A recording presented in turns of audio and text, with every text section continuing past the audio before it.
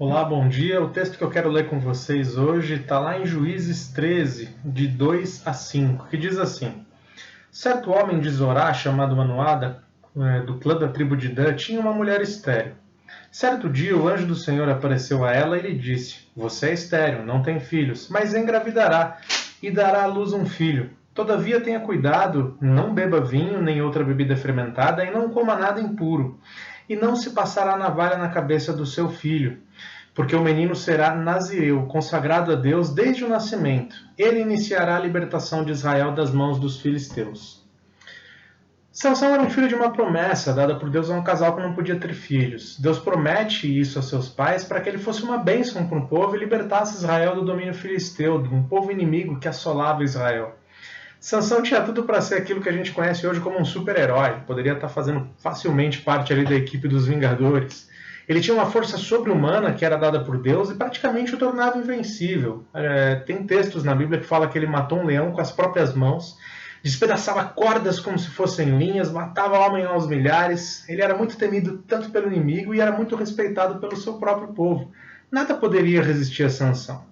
Se a história acabasse aqui, nós veríamos aí um material para um filme de Hollywood, mas muitos de nós conhecemos a história de Sansão e Dalila, uma mulher com quem Sansão se envolve. Aliás, ele nem deveria se envolver com ela era estrangeira.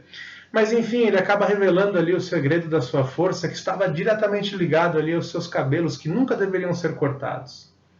Ela o engana, ela corta os seus cabelos, ela acaba traindo ele. Sansão vai perder suas forças, ele é entregue para os inimigos, ele acaba sendo preso, ele tem os seus 2 olhos furados e ele passa a fazer um trabalho humilhante, um trabalho que era destinado ali a um animal de carga, girando um moinho. Nós pensamos que o poder de Sansão ele estava ali diretamente ligado aos seus cabelos, mas na verdade estava num voto que ele tinha para Deus. Ele deveria ser nazireu, ou seja, ele deveria ser separado, ele deveria ser um exemplo. Ele não poderia cortar os seus cabelos, ele não poderia tocar em coisas mortas, ele não poderia beber bebida alcoólica.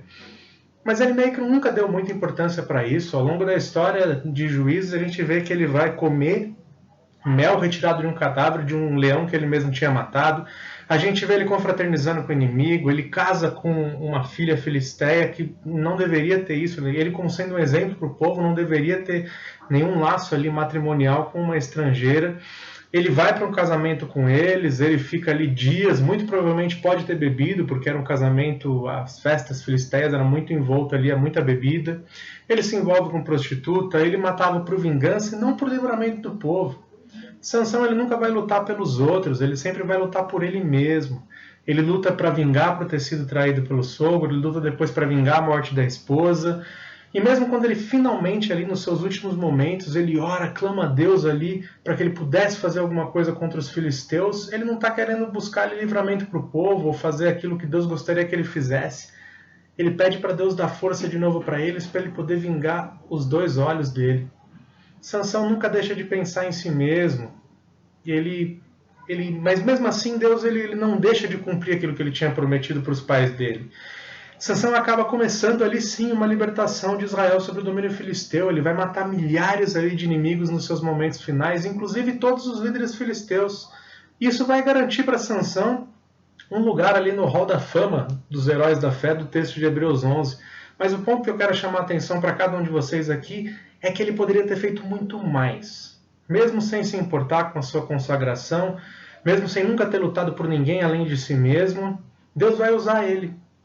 Mas o que eu quero chamar é o quanto ele poderia ter feito, o quanto que ele poderia ter abençoado, quantas histórias a gente poderia ter ouvido de libertação de Israel, quanto mais a gente poderia ter de histórias de Sansão na Bíblia, mas a gente não vê isso. Ele poderia ter libertado totalmente o povo, mas ele acaba não libertando. Somente Davi, muito tempo depois, que vai conseguir libertar o povo de Israel plenamente ali do domínio dos filisteus. A grande questão que eu quero chamar para você é não desperdice os seus dons. Não desperdice os seus dons. Seja a melhor versão de você mesmo. É isso que eu queria chamar a atenção para cada um de nós aqui. Essa é a mensagem para hoje. Tá bom? Um grande abraço para todo mundo.